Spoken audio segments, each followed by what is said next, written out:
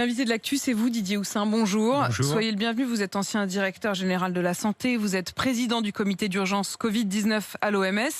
Vous êtes également membre de l'Académie de médecine et vous publiez L'ouragan sanitaire chez Odile Jacob avec ce sous-titre « Comment sortir de la pandémie du Covid-19 et préparer l'avenir ?» C'est exactement la question que j'ai envie de vous poser ce matin parce que on a quand même, ça y est, un peu l'impression qu'on peut commencer à repenser à autre chose, que c'est derrière nous. Et puis hier après-midi, boum, cette annonce, on referme les frontières avec la Grande-Bretagne. En tout cas, on réimpose une quatorzaine, comme on dit, mais maintenant une septaine, parce qu'il y a à nouveau un risque qui est ce variant anglais. Est-ce que ça veut dire qu'il ne faut pas être insouciant ? Il ne faut sûrement pas être insouciant. On est en plein dans une pandémie qui n'est pas terminée. Et même si la situation s'améliore aujourd'hui dans l'Union européenne, dont la France, c'est tout à fait net, il faut être attentif à ce qui se passe autour. Et autour, en particulier, il y a eu une poussée très forte dans le sous-continent indien d'une nouvelle forme du virus qu'on appelle variant, qu'on a appelé indien, mais qui est en fait une nouvelle variété génétique de ce coronavirus. Or, il y a, comme vous le savez, une forte communauté indienne, pakistanaise, bengali en Angleterre. Et donc, évidemment, ce variant s'est développé très fortement en Angleterre. Et on essaye, et c'est logique, d'essayer de freiner la pénétration de ce variant. Et en même temps, on nous annonce hier qu'il faut donc imposer cette septaine, mais que ça ne sera mis en place que lundi. Ce qui veut dire qu'entre-temps, il y a quand même 3 jours pour que ça circule. C'est juste, mais il faut voir aussi qu'il y a des mesures de gestion en santé publique, ça peut nécessiter un certain délai de mise en œuvre. Ça, je trouve qu'on a du mal à le comprendre au bout d'un an de pandémie. C'est-à-dire qu'on se dit, s'il y a vraiment une urgence, allez, on fait l'effort tout de suite, plutôt que de se dire, j'imagine, moi j'habiterai en Angleterre, je me dirais c'est le week-end ou jamais pour revoir ma famille.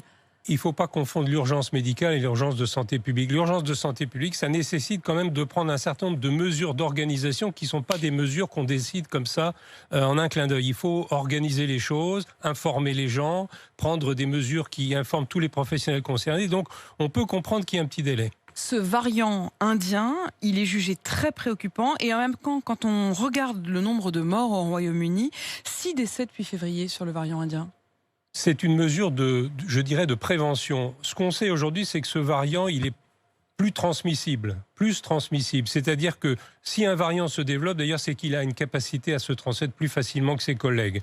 Donc, en pratique, ce variant, le but, c'est d'essayer d'anticiper et de faire en sorte que des mesures de limitation soient prises avant qu'effectivement se propage le virus. Vous êtes membre de l'Académie de médecine. À ce titre, vous faites partie de ceux qui donc ont proposé hier l'idée d'une vaccination qui devienne obligatoire, en tout cas pour certaines professions particulièrement exposées. Ça pourrait prendre quelle forme ? C'est-à-dire, on pourrait vous dire, vous êtes aide-soignante, par exemple, si vous voulez pouvoir continuer à faire votre profession, alors il faut vous faire vacciner ? Voilà, là il s'agit d'anticiper. On a la chance d'avoir des vaccins. On a la chance maintenant d'avoir des doses. Si on veut atteindre l'immunité collective, il faut qu'une proportion importante de la population soit vaccinée. Et on peut être conduit à devoir imposer cette vaccination.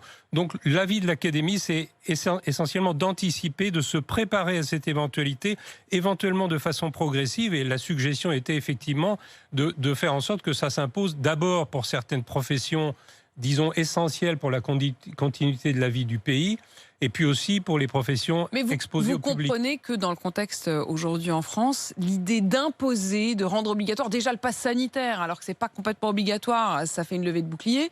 Levée de bouclier peut-être, mais on a bien imposé la vaccination contre la rougeole il y a 2 ans parce qu'on était confronté à une... Il faut savoir qu'on est dans une épidémie. C'est pas parce que ça s'améliore un petit peu qu'on est sorti de l'auberge actuellement. Donc, à un moment, il faut peut-être prendre des décisions. Ça Question aussi à vous, Didier Houssin, sur ce qu'on appelle désormais le syndrome du vacciné, c'est-à-dire des gens qui ont eu une première dose, qui du coup se sentent beaucoup plus confiants, se remettent à avoir une vie normale et tombent parfois malades et parfois gravement.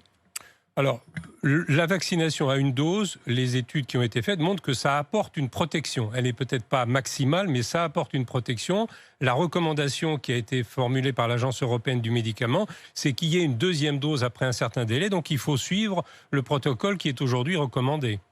La question aussi de la vaccination des plus jeunes. L'Agence européenne du médicament doit se prononcer demain sur la vaccination des adolescents avec Pfizer. Est-ce qu'à vos yeux, ça fait partie des choses qui seraient une bonne chose à la fois pour les jeunes, mais aussi pour l'immunité collective ? Oui, c'est-à-dire que la transmission du virus parmi les adolescents est sans doute notable, étudiants, etc. Voyons ce que va dire l'Agence européenne du médicament, mais effectivement, une des façons sera peut-être d'élargir, si on dispose des doses nécessaires, d'élargir à cette catégorie de la population. Une troisième dose ?